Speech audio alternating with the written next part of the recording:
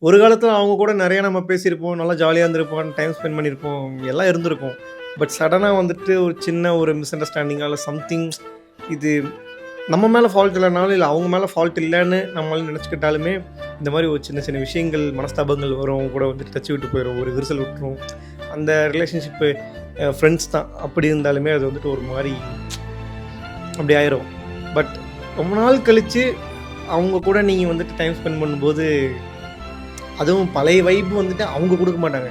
நீங்க ட்ரை பண்ணுவீங்க. செல்ஃப் ரெஸ்பெக்ட்லாம் தாண்டி ட்ரை பண்ணுவீங்க. பரவால்ல இவங்க தானே அப்படின்ட்டு. அது பண்ணதுக்கப்புறம் ஒரு மாரி ரிக்ரெட் பண்ணுவோம். அவங்க மட்டும் பண்ணல நம்ம ஏன் பண்ணோன்னு. பட் இருந்தாலும் ஒரு சைட்ல சின்னதா மனசுல சின்னதா ஒரு ஓரத்துல ஒரு மாரி ஜாலியா, நல்லா பேசியிருக்கோமே, ஒரு ஃபேவரட் பெர்சன்ஸ் கூட நல்லா பேசியிருக்கோம் அப்படின்னு இருக்கும். அந்த ஃபீல் வந்துட்டு பட்டர்ஃப்ளையோட செம்மையா இருக்கும். யாராருக்கு அப்படி இருந்துச்சுன்னு தெரியல. இருந்தா கமெண்ட்ல சொல்லுங்கப்பா.